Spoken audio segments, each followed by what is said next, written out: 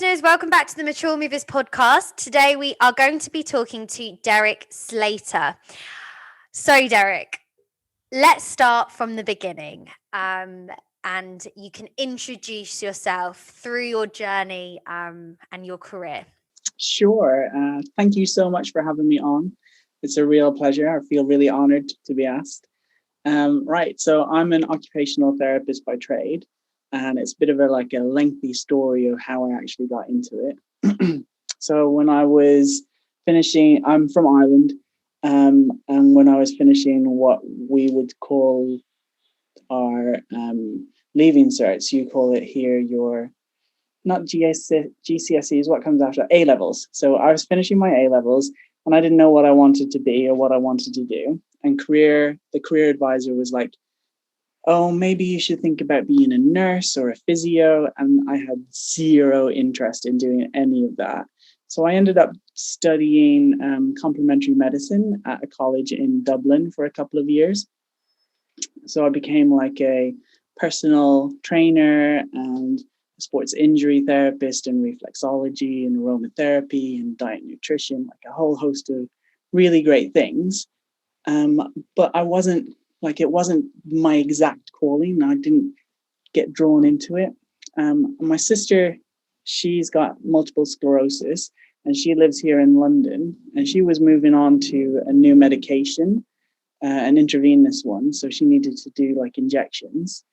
And she asked me if I would come over and support because it was quite a difficult transition onto that medication.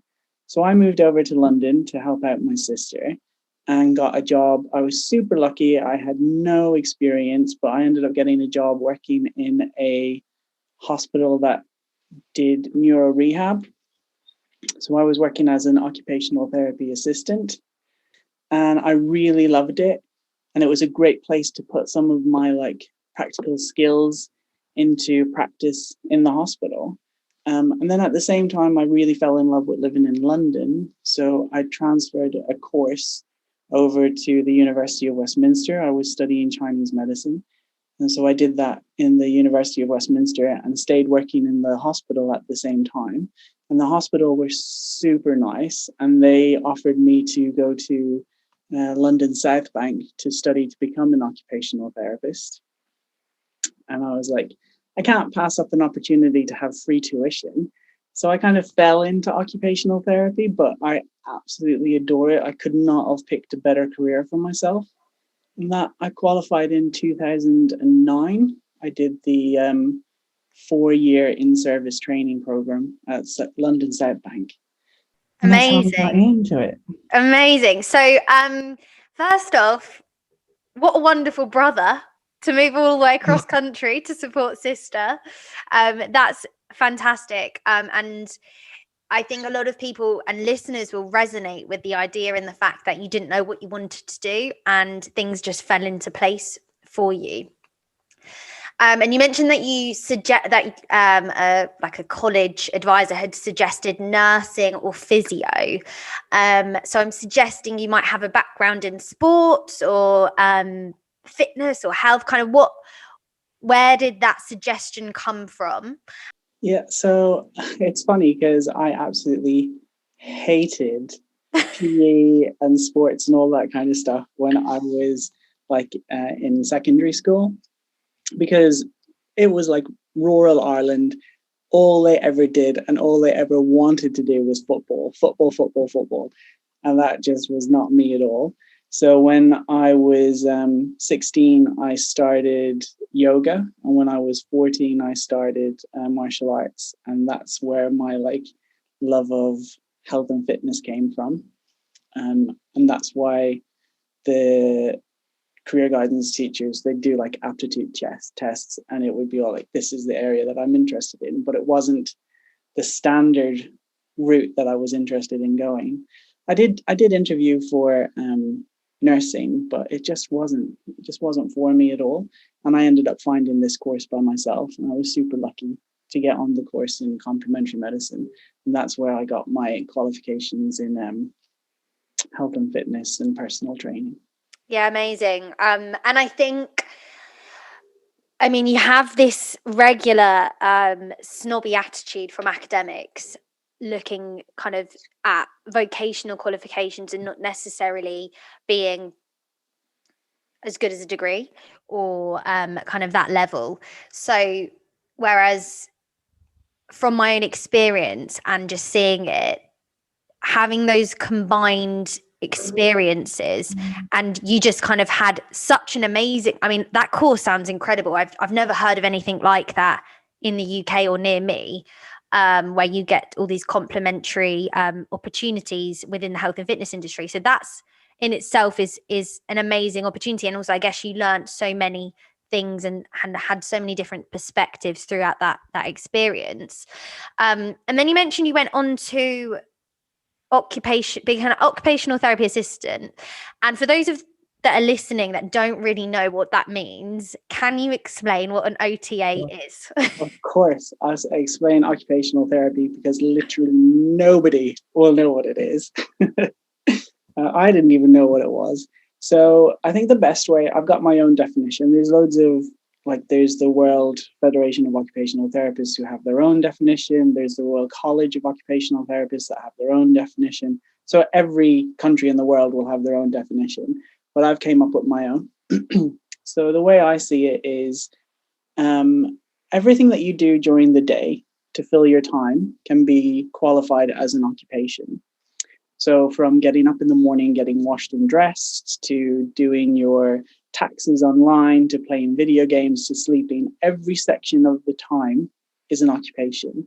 So an occupational therapist is somebody who supports you to do something that you used to be able to do, but can't do anymore because of an injury or an illness. So that a good example would be somebody who's had a stroke. Before they used to be able to get in and out of their bath, no problem. And now they might have some left-sided weakness and they can't do that transfer anymore.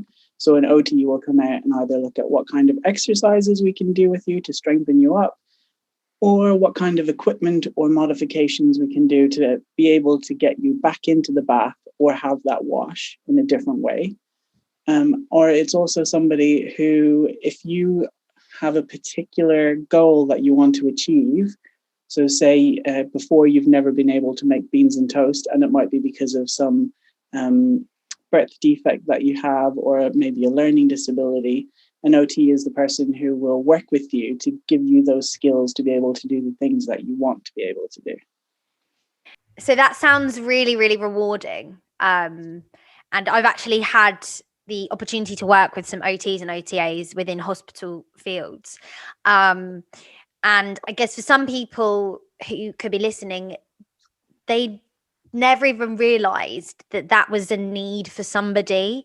Because if you're not surrounded by somebody who needs special attention, whether it's, as you said, if they want to strengthen up their left or right side so that they can move better, or just want to make beans on toast, I think we take these things for granted. And there are a lot of people out there that could be a goal, like climbing Mount Everest for them kind of level. So you've done all of that work.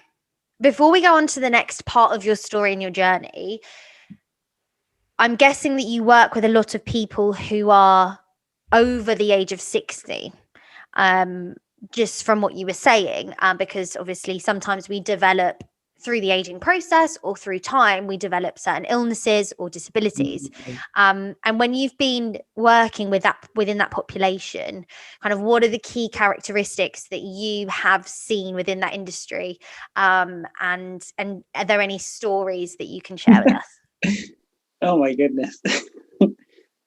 I would safely say, so throughout my career, I've always worked with, not always, but primarily worked with adults. So it's 18 plus.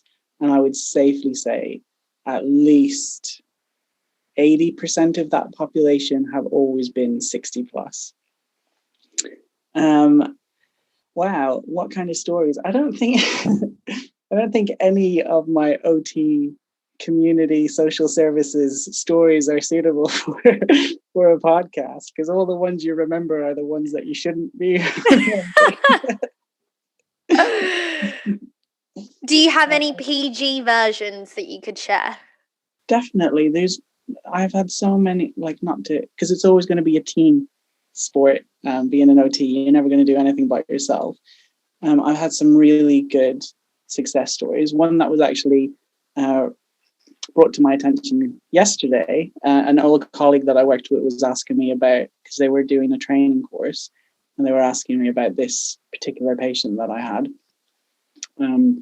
who was morbidly obese, like the definitions of morbidly obese, and she was living in a 2-story house and couldn't get access to the community at all. She was pretty much stuck on the first floor. So we did a lot of work about rehousing. So we ended up finding a bungalow. So considering that this is an inner London city borough, ended up finding a bungalow and having it completely remodeled. So having the doors widened, ramps put in, level access shower put in, specialist equipment. So normally when you work with cases like this, you're supposed to like go in, do your assessment, do the intervention plan. Most of the interventions will be done like on your computer or referring over to different services, etc.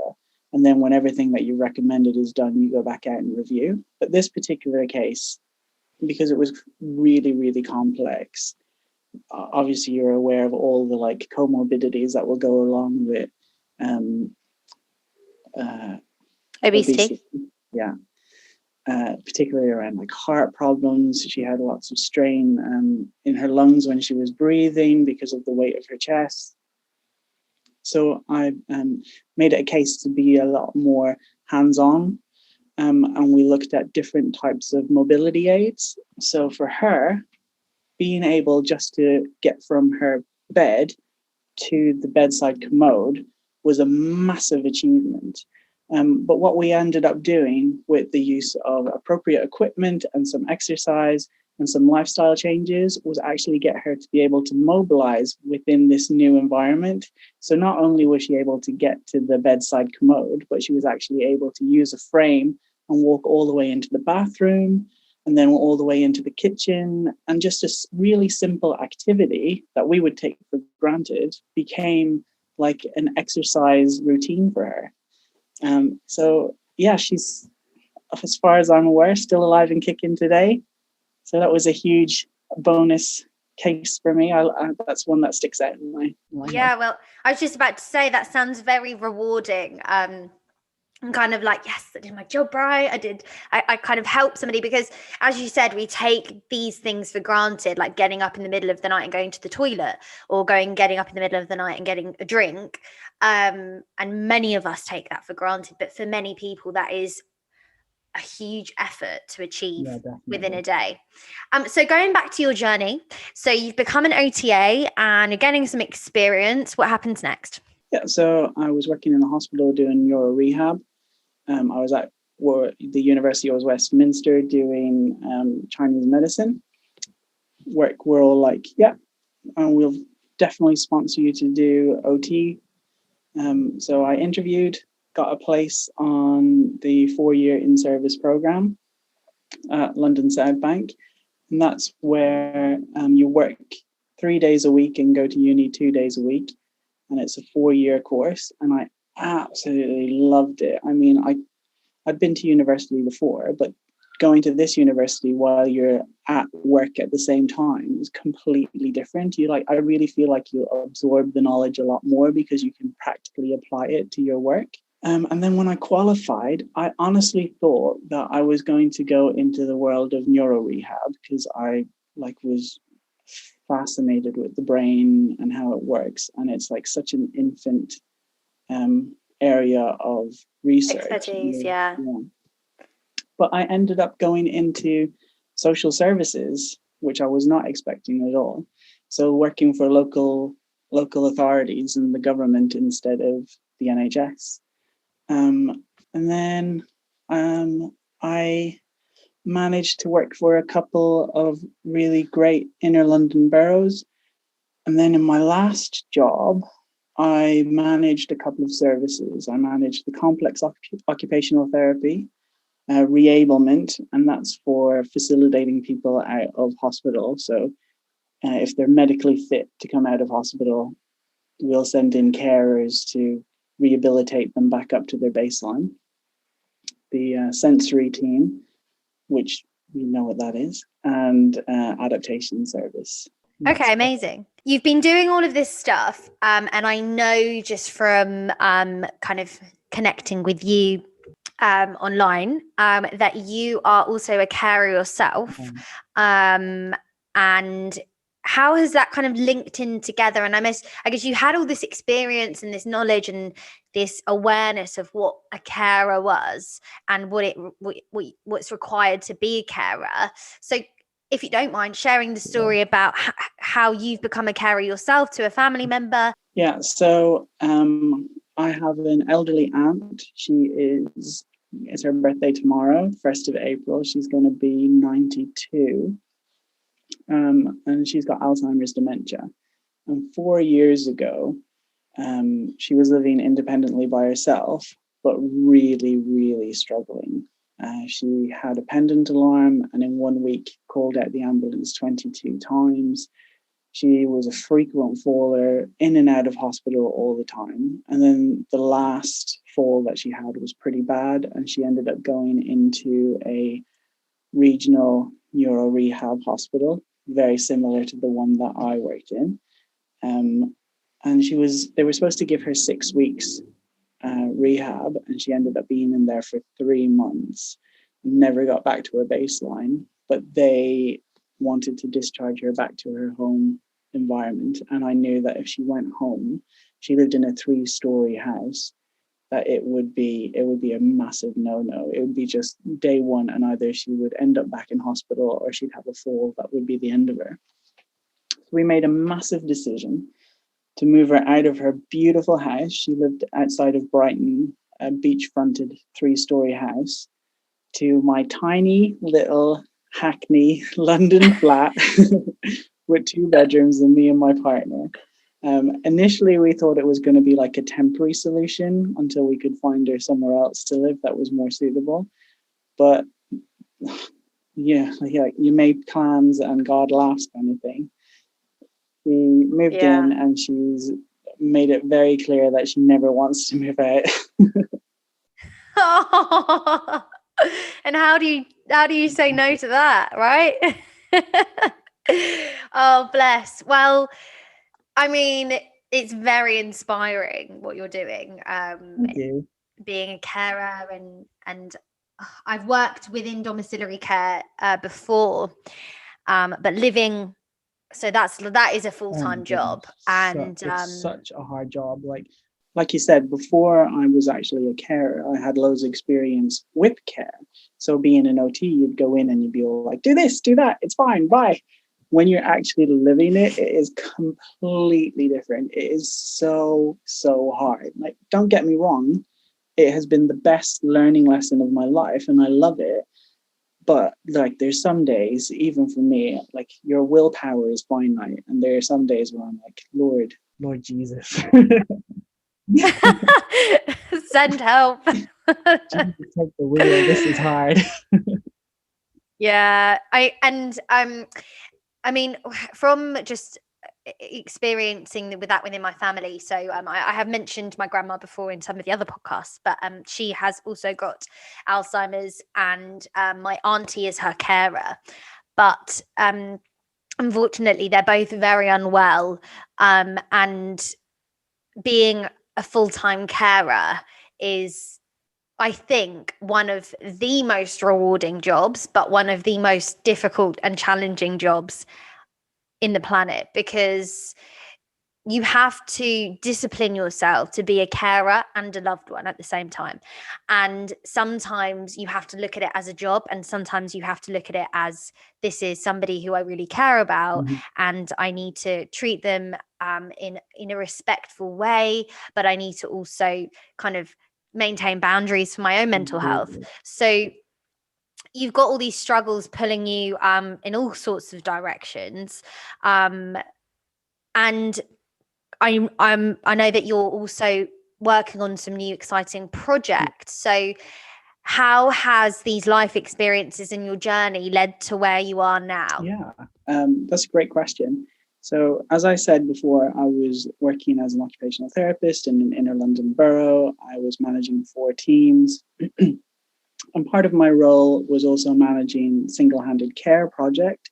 So that's where if you have 2 carers, you send an OT out and they'll analyze and observe and watch to see what's happening and then make recommendations for what kind of equipment can be provided to reduce the package of care down to 1 carer, because there's lots of times where people don't really feel like it's dignified having 2 carers there, particularly if one person is standing around watching what's happening. So I managed that service, and at the same time I was part of the recommissioning of care for the contracts. So I was looking at it from like a behind the scenes perspective. So looking at what councils want when it comes to care, looking at what care agencies are actually doing, looking at how it impacts on people's health and well-being. And at the very same time, I had my aunt living with me. And obviously, when I'm at work, I had to have carers come in to look after her. Unfortunately, she's at the stage now where she's off her feet, so she needed particular equipment for transfers. And every care agency that we had come out would say our policy is for health and safety and legal reasons, you have to have 2 carers. And I'm like, well, you show me the legislation that says that, because there is no legislation that says you have to have 2 carers. And it was an impingement on her human rights. She didn't want 2 people coming into this tiny little room and like one person holding up her dress while the other person's wiping her bottom. It's just not dignified at all. So I had to make the difficult decision, because I was doing really well in my career. I had to make the decision whether to stay and then just complain about things, or leave and be the change that I wanted to see. And I made the difficult decision to leave and be the change. Yeah, and it is hard. I have had to make decisions like that in the past, where you're in a very comfortable and good position with your life and your career, and to tell somebody no, I have to change, and that diversion on your course can be really, I think, anxiety triggering, because of that fear of uncertainty. What if it doesn't work? What if I fail? But I from what I know, it sounds like you did make the right decision. Fingers crossed, I hope so. Yeah. So I started a company called Sunday Care Therapy. And I quit my job in February 2020, started the application, because when you start a care agency, you have to be registered with the CQC, the Care Quality Commission. Yeah. Started the application with them in March, went straight into a lockdown, and didn't get our registration until December 2020.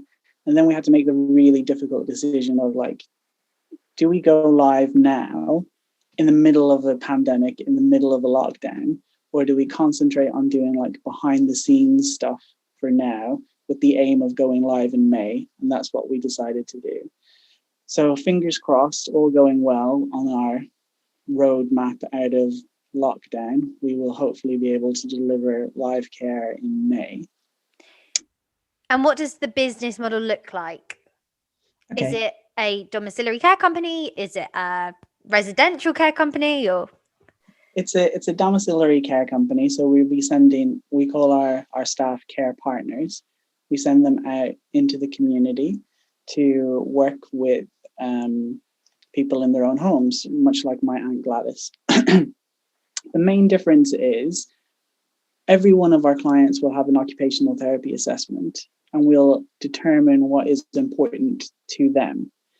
And then we will, at all stages, promote independence and promote single-handed care.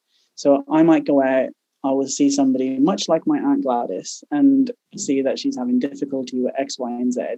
So I will prescribe either equipment or exercises to try and get her back to her what might be a baseline. And then when my staff go out, our care partners, they will do that with her. So lots of times you'll have therapists from the NHS, like physios or OTs, who will go out and say, here, do these exercises and give you a piece of paper, and then nothing ever happens from it. And I think you know yourself how important exercise is. So we have a massive push on making sure that people are engaged in something that they actually find important and fun. That's amazing. And a lot of the work that Mature Movers, a project that I'm working on at the moment, also the name of the podcast, is about how do we bridge the gap between somebody saying, do this, or somebody knowing I need to do this, to somebody actually acting that process out. Yeah, and absolutely. I still think there's a lot of ways around this. And as you said, with your care partners, it's that accountability and that promotion to do it regularly. And I mean, from the experience within the health and fitness industry, from my point of view, is you get a very small percentage of people who can self-motivate. And I mean, I'm a personal trainer and I struggle to motivate myself to do exercises every day and to make sure I get my steps in and to make sure I eat well and all of those things that come with living a healthy, balanced lifestyle. But I understand the importance, and I do have a sense of motivation to do it, and I do get it done. However, there are people who have lives and the priorities aren't necessarily right. And it's not really I can't say to somebody, forget your kids, forget your dog, put fitness and health first. You have to realize that real life is real life and things get in the way, and not everybody thinks the same way, like, oh yeah, I've really got to be healthy and I've got to eat well, and things like that. So it's about balancing. So how are you and your care partners going to promote that sustainability of movement, exercise, health and well-being? That is a really good question. And I wish I could say the simple answer is, but it is completely different for everybody, like you said yourself.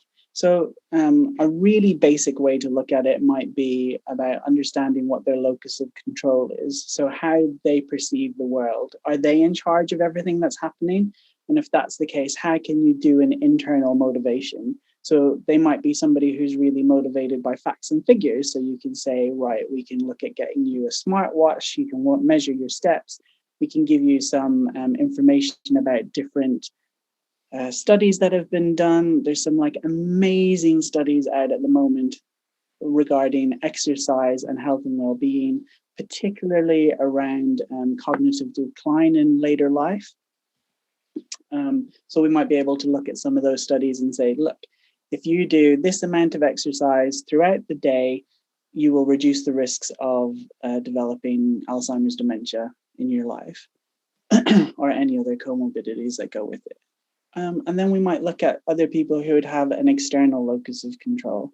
So they're like, it doesn't matter what I do, the universe has it all laid out for me. And those people might be a lot better to have like posters up saying this is what we're doing and why we're doing it and when we're doing it. So it's completely dependent on each person, how they are motivated, and having an individual assessment and looking at the most important thing is what is important to them.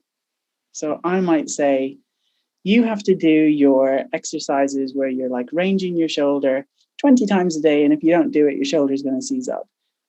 If they're not going to do it, then we can look at how do you incorporate that into their care plan. So I could say to the care partners, when they're doing their wash and dress, you don't lift the shirt over their head, get them to do it themselves. That just simple things like that. Well, I absolutely love it. And it's so refreshing to hear somebody else who has had the same struggles when it comes to getting people to do things, and also and also finding ways of getting around that. And I think there's a common assumption that there's no way to work your way around it. Like if somebody doesn't want to do it, they're not going to do it. But there are ways to work up to it. And strategies that we can implement into people's lives to get them moving, whether it's okay, they're not going to do an exercise class, or they're not going to go to the gym, or they're not going to follow this YouTube video, but they might walk up the stairs once a day. They might use their legs to stand up from the sofa instead of pushing up with their arms, different things like that. And people don't realize that that's really, really important to be able to sustain movement and things we take for granted. So you've got this amazing project that you're working on. It's very current, and you're not sure how it's going to go yet, but I fully believe in all of it. So with that, do you have anything else you want to add? Yeah, I just want to say I love your YouTube videos. I feel like I'm literally going to steal half the stuff that you do to get my clients to do it. And for me, I think if there was one thing that I was going to say to anybody when it comes to exercise, I think walking is definitely any way that you can mobilize. That is, as long as you keep that going, it doesn't matter about the gym, it doesn't matter about your squats, as long as you keep walking every day. That is the most important thing, I think. Brilliant. Thank you so much, Derek. Thank you. And if we want to find you online or we want to connect with you, how do we do that?